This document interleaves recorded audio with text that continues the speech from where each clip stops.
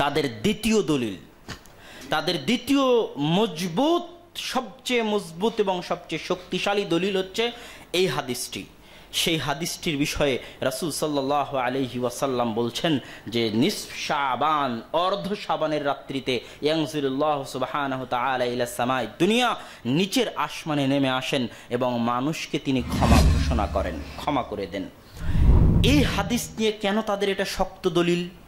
এই হাদিসকে শেখ নাসিরউদ্দিন আলবানী রাহিমাহুল্লাহ হাসান বলেছে, এই হাদিসকে শেখুল ইসলাম ইবনে তাইমিয়া রাহিমাহুল্লাহ হাসান বলেছে, এই হাদিসকে ইমাম ইবনে হিব্বান হাসান বলেছে, এই হাদিসকে ইমাম মুনজিরি হাসান বলেছে।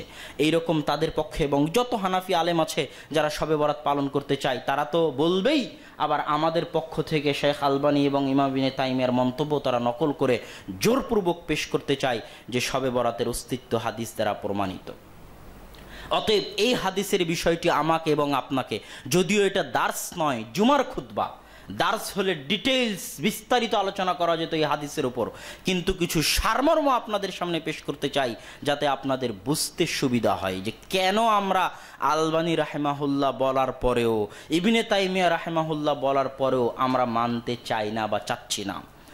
এর এক নম্বর কথা হচ্ছে, যারা আমাদের উপর অভিযোগ দেয় সারাদিন যে আমরা নাকি আলবানী রাহিমাহুল্লাহর মুকাল্লিদ, আমরা নাকি ইবনে তাইমিয়ার মুকাল্লিদ, তো আমাদের এই আমলটা তাদের জন্য জবাব যে আমরা পৃথিবীতে কারো তাকলিদ করি না, একমাত্র রাসূল সাল্লাল্লাহু আলাইহি ওয়াসাল্লাম এবং আল্লাহ সুবহানাহু ওয়া তাআলার তাকলিদ করি, তাছাড়া দ্বিতীয় কারো তাকলিদ করি না। তার জ্বলন্ত প্রমাণ এই আমল।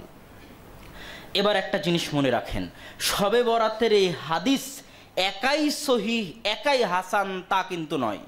এইটা অনেকেই ভুল বুঝে। প্রথম ভুল ধারণা এই জায়গাতে, শবে বরাতের এই ফজিলত মর্মে যে আল্লাহ সুবহানাহু ওয়া তাআলা নিচের আসমানে নেমে আসেন এবং মানুষকে ক্ষমা করেন, এই ফজিলত মর্মে যত হাদিস এসেছে সব হাদিস জয়ীফ, যত হাদিস এসেছে সব হাদিস জয়ীফ।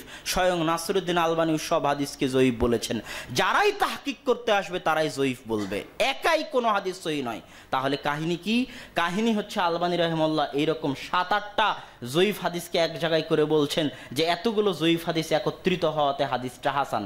ইবনে তাইমিয়া রাহিমাহুল্লাহ বলছেন এতগুলো জয়ীফ হাদিস একত্রিত হওয়াতে হাদিসটা হাসান। এটা হচ্ছে কাহিনী। কেউ যদি মনে করে যে হাদিস একাই সহিহ তাহলে ভুল করবে। আপনাকে জানতে হবে হাদিসের 4টি প্রকার আছে। এক, সাহিহ লিজাতিহি, সাহিহ লিগাইরিহি, হাসান লিজাতিহি, হাসান লিগাইরিহি। মনে না থাকলেও একটু বুঝার চেষ্টা করেন।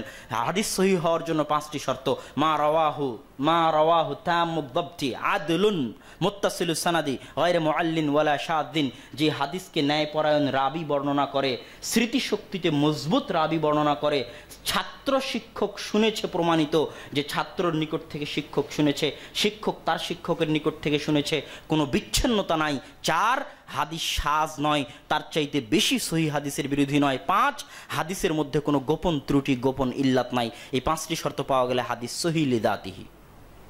যদি 5টি শর্তের মধ্যে শুধু স্মৃতিশক্তিতে অল্প দুর্বলতা, সামান্য দুর্বলতা যেটা কাটিয়ে ওঠা যাবে, সেই হাদিসকে বলে হাসান লিদাতিহি। এবার হাসান লিদাতিহি হাদিস যখন বিভিন্ন সানাদ থেকে আসে, যেমন শবে বরাতের হাদিসটা 7-8টা জায়গা থেকে আসার কারণে আলবানী রাহিমাহুল্লাহ বলতেছে এটা হাসান লিগাইরিহি। এরকম হাসান লিদাতিহি হাদিস যদি বিভিন্ন সানাদ থেকে আসে তাহলে ওটাকে বলে সহিহ লিগাইরিহি। আর এবার যে হাদিসের মধ্যে দুর্বলতা আছে কিন্তু হালকা দুর্বলতা, সেই হাদিস যখন বিভিন্ন সানাদ থেকে আসে সেই হাদিসকে বলে হাসান লিগাইরিহি। এটা হচ্ছে সহিহের সর্বনিম্ন স্তর। হাসান লিগাইরিহি হাদিস দুর্বল কিন্তু বিভিন্ন সানাদ থেকে আসার কারণে কেউ কেউ হাসান বলে। আর উসুলে হাদিসের জগতে সবচেয়ে কঠিন আলোচনা, সবচেয়ে ভয়াবহ আলোচনা, সবচেয়ে ভয়ঙ্কর আলোচনা হচ্ছে এটা। এত সহজ নয় যে আপনি 2-3টে হাদিস জয়ীফ এক জায়গায় করলেন আর বলে দিলেন যে এই হাদিসটা হচ্ছে হাসান লিগাইরিহি। এটা এত সহজ নয়। এই জন্য যত ইখতিলাফ মুহাদ্দিসিনদের মধ্যে তৈরি হয়েছে তার অধিকাংশ ইখতিলাফ এই জায়গায় তৈরি হয়েছে। আপনি মুহাদ্দিসদের অনেক মুনকিরে হাদিস আছে যারা অভিযোগ উত্থাপন করে যে তোমাদের মুহাদ্দিসদের মধ্যে তো হাদিস সহিহ জয়ীফ নিয়ে ইখতিলাফ। আরে এরকম কোনো ইখতিলাফ তুমি পাবা না যে এক মুহাদ্দিস একটা হাদিসকে সহিহ বলতেছে আর আরেক মুহাদ্দিস ওই হাদিসকে জাল বলতেছে। এরকম ইখতিলাফ নাই। কথা মনে হয় বুঝাতে পারিনি। ইখতিলাফ কোন জায়গায়? এক মুহাদ্দিস একটা হাদিসকে জয়ীফ বলতেছে, আর আরেক মুহাদ্দিস মানতেছে যে ওই হাদিস জয়ীফ, কিন্তু আরো 3-4 সানাদ থেকে আসার কারণে ওই মুহাদ্দিস ওই হাদিসকে হাসান বলতেছে। এই জায়গাতেই হচ্ছে অধিকাংশ ইখতিলাফ, এর বাইরে হাদিসে কোনো ইখতিলাফ নাই। সব জায়গায় অধিকাংশ 90% ক্ষেত্রে মুহাদ্দিসদের সিদ্ধান্ত একমত। তো এখানেও এই হাদিসও ইখতিলাফ হয়ে গেছে। তো আমি আপনাকে আগে যেটা বুঝাতে চাইলাম যে শবে বরাতের হাদিস এককভাবে সহিহ হাসান এরকম নয়, অন্যের সহযোগিতা নিয়ে কেউ কেউ বলেছে। এবার সব হাদিসকে এক জায়গায় করার পরেও যারা এই হাদিসকে জয়ীফ বলেছে তারা কারা? সব হাদিসকে এক জায়গা করার পরও, এতগুলো জয়ীফ হাদিসকে একত্রিত করার পরও এই হাদিসকে জয়ীফ বলেছেন ইবনে তাইমিয়ার ছাত্র ইবনুল কাইয়িম রাহিমাহুল্লাহ, এই হাদিসকে জয়ীফ বলেছেন ইমাম কুরতুবী রাহিমাহুল্লাহ, এই হাদিসকে জয়ীফ বলেছেন ইবনুল আরাবী রাহিমাহুল্লাহ, এই হাদিসকে মুতাকাদ্দিমিন যত মুহাদ্দিস গেছেন তাদের কারো পক্ষ থেকে এই হাদিসকে হাসান বা সহিহ মন্তব্য পাওয়া যায় না। এমনকি আলবানী রাহিমাহুল্লাহর সমকালীন যারা আছেন, ইবনে বাজ রাহিমাহুল্লাহ, ইবনে উসাইমিন রাহিমাহুল্লাহ, এমনকি আলবানী রাহিমাহুল্লাহর ছাত্র যারা আছেন তারাও এই হাদিসকে জয়ীফ বলেছেন সব সানাদকে একত্রিত করার পরেও। শুধু তাই নয়, বর্তমান ভারত, পাকিস্তান, বাংলাদেশে হানাফিদের বিখ্যাত আলেম, যেহেতু আমাদের মন্তব্য পেশ করে, তো আমরাও একটু তাদের মন্তব্য পেশ করি। হানাফিদের বিখ্যাত আলেম মুফতি তাকি উসমানী পাকিস্তানি, তিনি তার দারসে তিরমিজির 2য় খণ্ডের মধ্যে এই হাদিসের সকল সানাদকে একত্রিত করার পরও শবে বরাতের ফজিলতের এই হাদিসকে জয়ীফ বলেছেন। সম্মানিত উপস্থিতি, এবার আমরা বললাম যে ডিটেইলস আলোচনা করা যাবে না, কিন্তু সারমর্ম বলি যে এই হাদিসকে আমরা কেন দুর্বল বলে গণ্য করি। এই হাদিসকে দুর্বল বলে গণ্য করার কয়েকটি কারণ আছে, সেই কারণগুলো আপনাদের সামনে পেশ করি। সূক্ষ্ম কারণ, 1 নাম্বার সূক্ষ্ম কারণ, এই হাদিসের যত সানাদ আছে সব সানাদ কোথাও না কোথাও গিয়ে মাকহুল রাহিমাহুল্লাহর নিকটে গিয়ে মিলিত হয়। যখনই আপনি শাহেদ যে এই হাদিস বিভিন্ন সাহাবী থেকে এসেছে, শবে বরাতের হাদিস আয়েশা রাদিয়াল্লাহু তাআলা আনহা থেকে এসেছে, শবে বরাতের হাদিস উসামা বিন যায়েদ থেকে এসেছে, অমুকের নিকট থেকে এসেছে, তো এগুলোকে আপনি বলতেছেন এই হাদিসটা মজবুত করতেছে এতগুলো সানাদ থেকে আসার কারণে। কিন্তু আমি বলবো একটা সূক্ষ্ম জিনিস আপনার চোখ এড়িয়ে গেছে, সেটা কি? এত সাহাবী থেকে আসলেও সানাদ নিচে এসে একজনের নিকটেই কোনো না কোনোভাবে মিলিত হচ্ছে, তিনি হচ্ছেন মাকহুল রাহিমাহুল্লাহ। এবার ইবনু রাজব হাম্বলী রাহিমাহুল্লাহ তার লাতাইফুল মাআরিফ এই বইয়ের মধ্যে একটা সূক্ষ্ম কথা বলে গেছেন, অতি সূক্ষ্ম কথা, যে মাকহুল রাহিমাহুল্লাহ এই হাদিসটা অধিকাংশ সময় মুরসালান বর্ণনা করতেন, মাঝখানে কাউকে উল্লেখ করতেন না, ডাইরেক্ট বলতেন ক্বালা রাসূলুল্লাহ সাল্লাল্লাহু আলাইহি ওয়াসাল্লাম।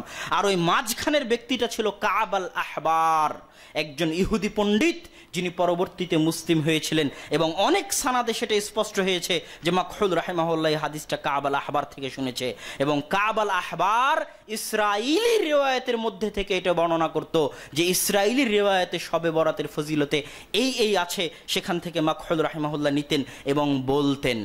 কিন্তু এই সূক্ষ্ম বিষয়টা অনেকের চোখ এড়িয়ে গেছে। এটা 1 নাম্বার সূক্ষ্ম বিষয়, যেটা ইবনু রাজব হাম্বলী রাহিমাহুল্লাহ তার লাতাইফুল মাআরিফের মধ্যে উল্লেখ করেছেন।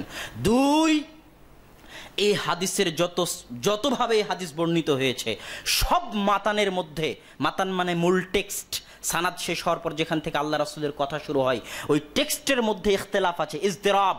কোথাও বলতেছে, কোন হাদিসে বলতেছে আল্লাহ সুবহানাহু ওয়া তাআলা শেষ আসমানে নেমে এসে ক্ষমা করে দিবেন, কোনো শর্ত নাই, শর্ত ছাড়াই। আর এক হাদিসে বলতেছে আল্লাহ সুবহানাহু ওয়া তাআলা ক্ষমা করে দিবেন, শর্ত আছে। কি শর্ত? তাকে মুশরিক হওয়া যাবে না এবং তাকে মুশাহিন, হিংসা বিদ্বেষ রাখা যাবে না অন্য মুসলিম ভাইয়ের প্রতি। এই 2টা শর্ত আছে। আবার আরেক সানাদে এই 2 শর্তের জায়গায় অন্য শর্ত আছে, কি? কাতিলু নাফসিন, আত্মহত্যাকারী হওয়া হবে না। তো শর্তের মধ্যে ইখতিলাফ আছে। আরেক হাদিসে কোনো শর্তই নাই, সরাসরি ডাইরেক্ট ক্ষমার কথাও নাই। কি আছে? আল্লাহ সুবহানাহু ওয়া তাআলা নিচের আসমানে নেমে এসে বলেন হাল মিন মুস্তাগফির ইস্তাগফিরুনি, আছে কি কোনো ক্ষমা প্রার্থনাকারী যে আমার নিকটে ক্ষমা চাইবে? আছে কি কোনো সাহায্য প্রার্থনাকারী যে আমার নিকটে সাহায্য চাইবে? এখানে ক্ষমারও ঘোষণা নাই, শর্তও নাই। যদি এতটুকুই হয় তাহলে আল্লাহ সুবহানাহু ওয়া তাআলা প্রত্যেক দিন শেষ রাতের অংশে নিচের আসমানে নেমে এসে এই ডাক দেন।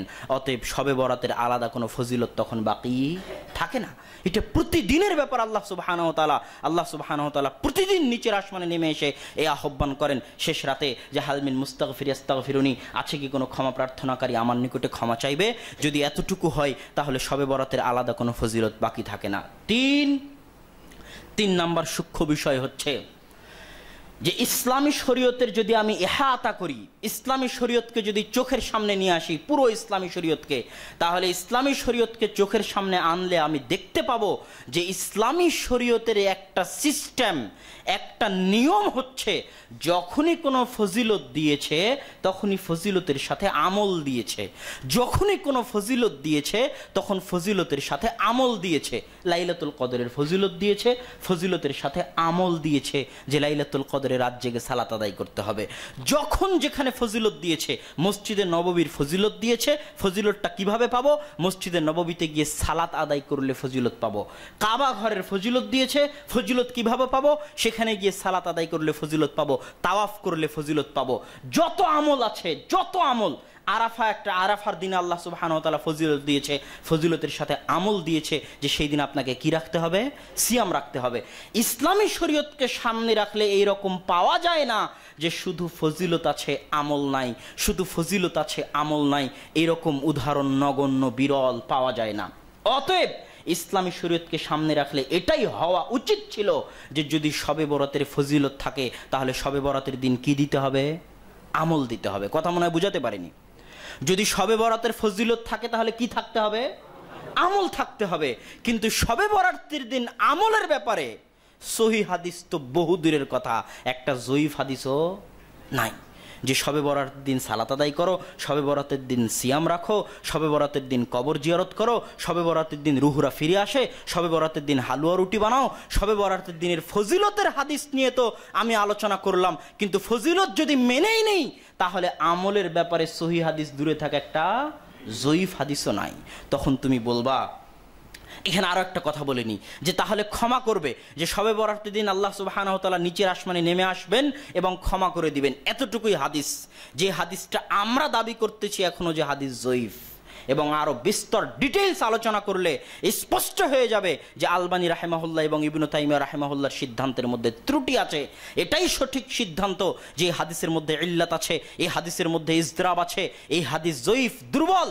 সানাদগুলো গভীরভাবে বিশ্লেষণ করলে সেটা ধরা পড়ে, কিন্তু জুমার খুতবায় ওইভাবে ডিটেইলস বলা সম্ভব নয়। কোনোদিন যদি দাস হয় তাহলে সেখানে স্পষ্টভাবে পেশ করার চেষ্টা করবো ইনশাআল্লাহ।